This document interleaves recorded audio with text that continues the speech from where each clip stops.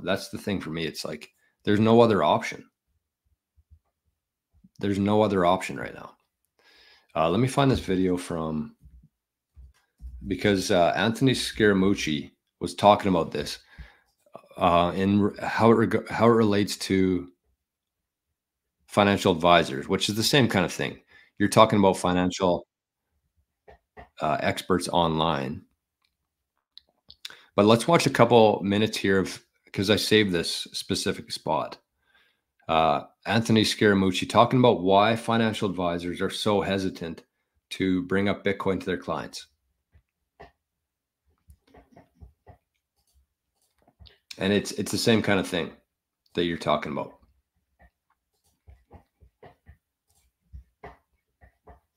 This is why you bookmark things.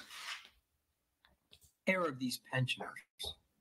It could help me get to an overfunded position in these pension accounts. I don't need, by the way, I'm play acting with you. And getting the wrong side of that momentum. Big problem, yeah. But we still got 6-7 months in the year to go here. Plenty of time to consolidate. And, you know, I don't really care about short-term price movements, but I have to imagine that the setup there is still pretty good going into year end, because there's still a lot of. Okay, just quick context here, because I know it's hard to start a video halfway through, but basically what they're talking about here is why financial advisors are so reluctant to tell their clients about Bitcoin.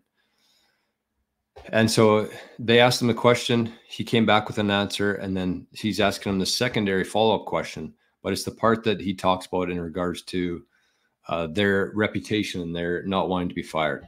And also, big shout out to 301 First Spartan here, $20 super chat. Keep up the good work and keeping it real. Keep keeping it real. Thank you very, very much. I appreciate that. Days on the calendar before any of that window dressing happens for December 31st. Yeah. No, you're right. I mean, but listen, I'm a really conservative person. Not me, by the way. I'm play acting with you. I'm a really conservative person. I'm at this very big pension fund, and I don't want to lose my job. And you know what? I can buy a bond. I could lose money in that bond. I could buy a stock as long as it's in the top 50 names, and I could lose money in that bond. No one's going to fault me. But this thing called Bitcoin, this could cost me my job. Even though it could take care of these pensioners, it could help me get to an overfunded position in these pension accounts. I don't need to take that risk because I want to be here next year on this job. Amen. And by the way, guys, I got fired when I put my Bitcoin on. The right thing to have done was to call your clients and say, hey, these guys are pretty good fundamentalists. They see something in Bitcoin. We should add to these positions. But they don't do that because I could get them fired. That's it. If you know the following syllogism, if I fire you and it keeps me from getting fired, or should I hire you and it potentially threatens me to end up getting fired, what am I doing? Hey, you guys are pretty smart people. What am I doing? You're protecting yourself. That's human nature. Yeah, and so that's why you're gonna run to 100, make it to.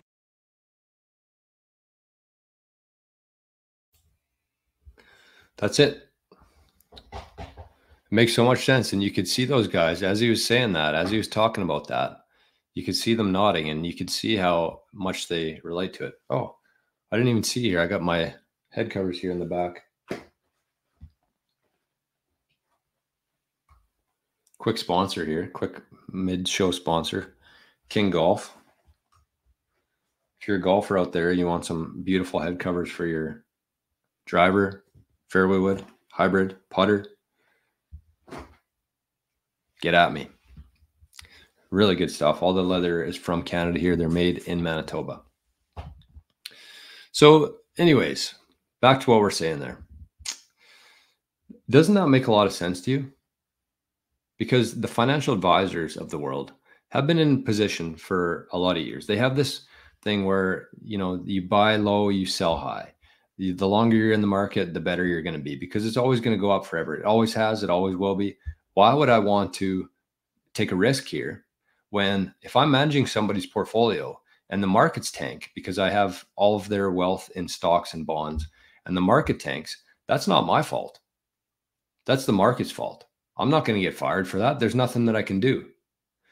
Whereas if I go into Bitcoin and put some of my clients' assets into Bitcoin and this thing ends up failing somehow, and I think that they actually believe that it can fail now, but if this thing fails now, I'm going to lose my job because I took a risk. I lost some of my clients' money, and I'm not in a position right now. I have a $2 million house. My mortgage is $7,000 a month because I've been making that much for the last 20 years. It was the exact same reason why the athletes of the world didn't stand up to the pandemic stuff. Because when you, and doctors too, you think about financial advisors, you think about doctors, you think about professional athletes. These people make millions of dollars and they have a very expensive lifestyle to keep up.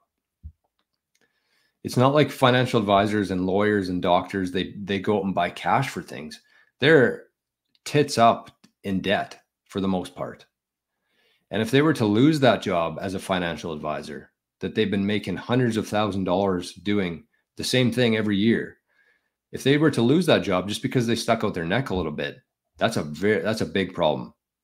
And it was the same for professional athletes. Why would I say anything? I don't want to lose my job. I make $5 million a year. My wife's at home in our $20 million mansion. If I lose my job tomorrow and I can't pay for the mortgage on that home, what happens to me? Why would, I mean, that's how most people think. And it's sad. It's really sad. But at the same time, there's nothing that's going to change that. So I think that just being aware of that. But